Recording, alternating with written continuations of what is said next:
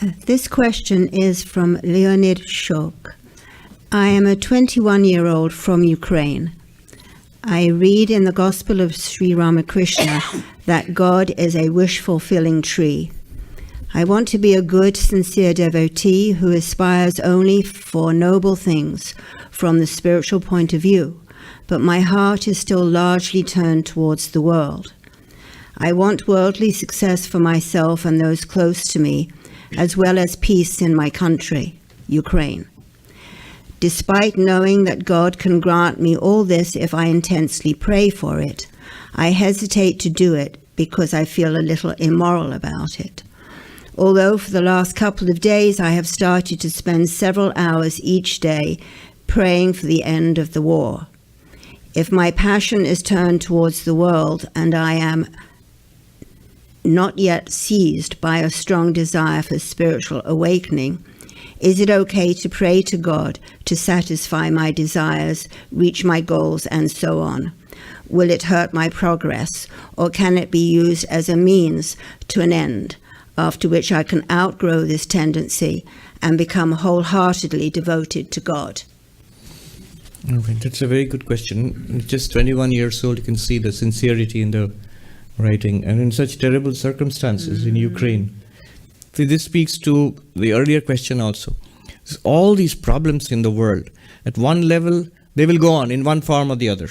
Who would have thought at the beginning of the second decade of the 21st century, we are again faced with war. Around this time, the First World War had just ended in the 20th century, 100 years ago. They were just coming out of, the war had ended, and they were coming out of also a pandemic. Sounds familiar. Here the war has not ended, and we are not quite out of the pandemic yet. Yeah. So you notice the nature of problems, of suffering. It doesn't go away. It changes. Vivekananda said it's like arthritis. You chase it from the knees, it'll go to the elbows. You cure poverty, you'll have the problems of prosperity. In some form or the other, suffering continues. Now, what he has asked for, of course, one can ask God for an end to the war, as he is praying for that, definitely. And it's, I've noticed that people, here you meet Russians and Ukrainians, and one interesting thing is that the one thing both want is an end to the war, end to the fighting, end to the killing. Can one ask God for that? Certainly. One can ask God for it. Anything that is for the welfare of the masses, for large numbers of people, an end to general suffering. Could you ask for the end of the pandemic, end of the war? Yes. Yes, we can. Any person who has a noble, like this idealistic young man, has a noble worldview, who wants good for everybody, you can pray, and one should pray for the good of the world. What about personal desires in this world? His question is, I firmly believe if I pray to God, my desires will be satisfied.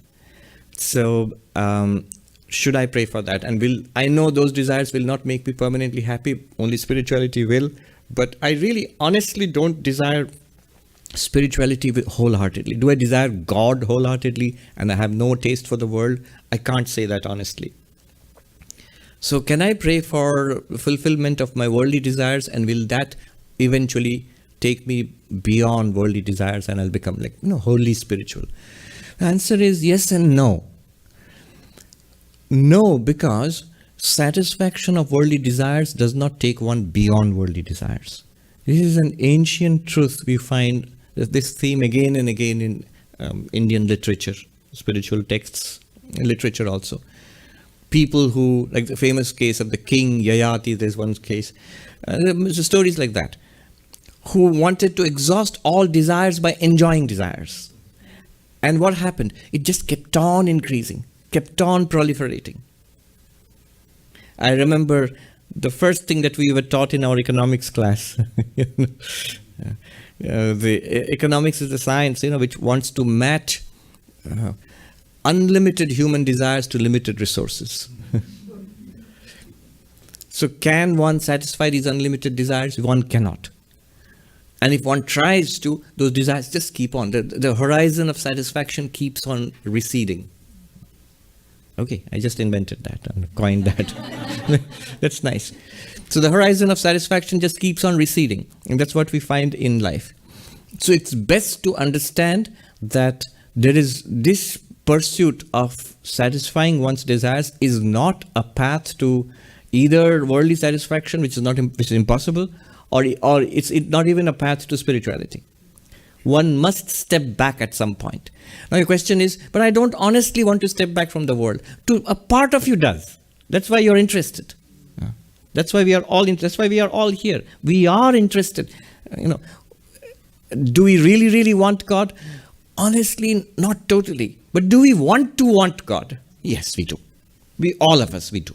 We want to be like that. We want to be like them, like the mystics of all religions and all times who were intensely, completely focused on spirituality.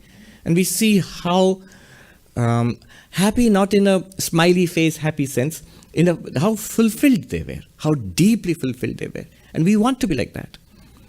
So we want to want God. Yes, that's true. That state is fine. It's fine that because of my past conditionings, I still have worldly desires and cravings.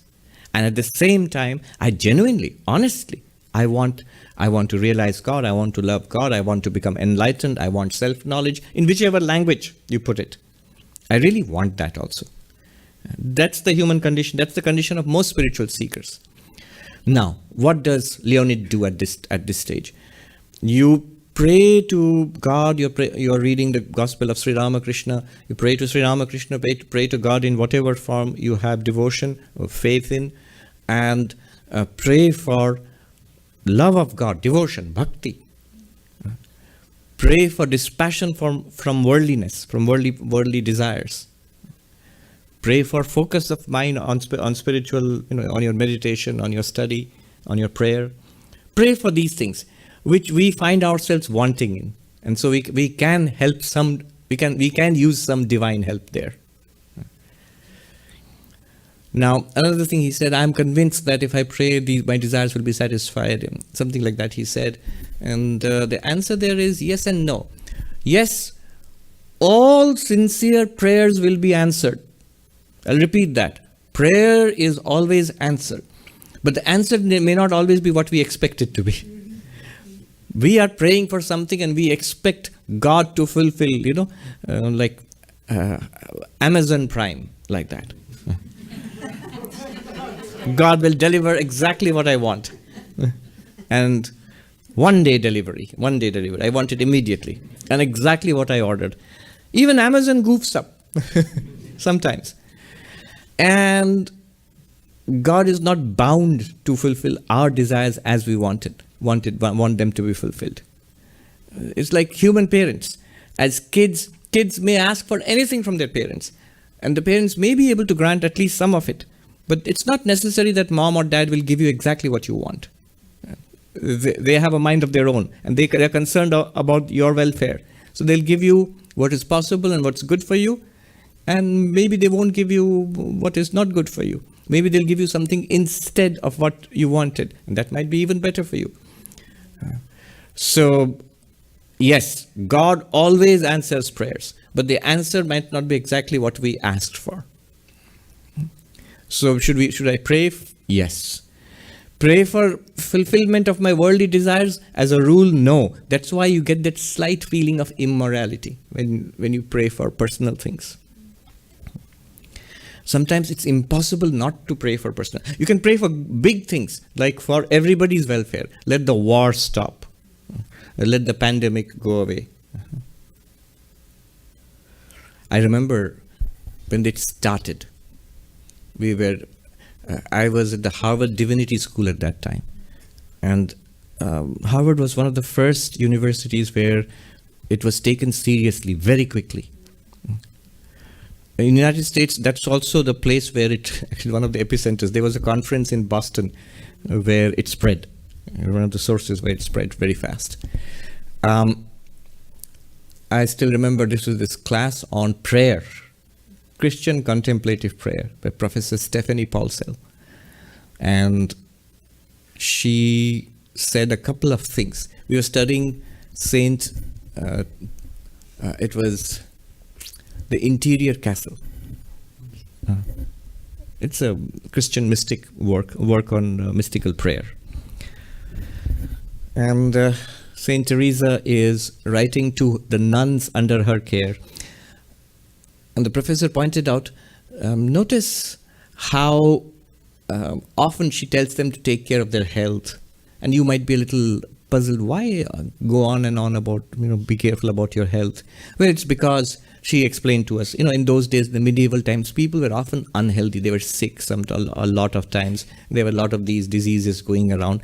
That was just a few days before the pandemic hit. So it's like in contrast, we are fine. We don't understand what's this unhealthiness, this sickness. Why are they so worried about health? And the next week, literally, the world began to shut down. It's almost like God heard this discussion and he said, oh, really? And then in the next week's class, the professor, she read out from a text from the Torah, where it's a very interesting text. What does God do all day long? So God has a routine, daily routine. So there's a time when God reads the scriptures, and God prays, and God does answers his emails, stuff like that. And it's like, and something like that actually. So part of that is God sits on the chair of judgment for a few hours every day.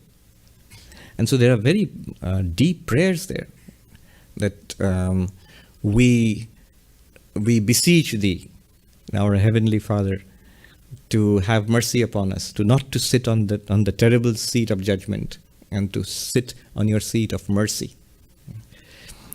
So that, this was very evocative for all of us, because it was just at the beginning where it was recognized this is a pandemic. And within 48 hours, the whole university shut down. And the medical school, they were already engaged in trying to find a vaccine. And all that. At that time, they started. And they were saying it will take... I overheard conversations. For the first time, I heard the term social distancing. All those things came in right at that time. So can we pray to God that that forgive us, go easy on us, don't sit on the terrible seat of judgment. We know we deserve this, but let us off easy, let us off the hook. So yes, you can pray for all of humanity. But for personal desires, it's best that yes, I acknowledge, I'm honest, I acknowledge I have these desires, but I want to overcome them. I know they do not lead to any kind of deep satisfaction. So I want to overcome them. Give me dispassion. Give me love of God. Give me this yearning for God. This is what one should pray for.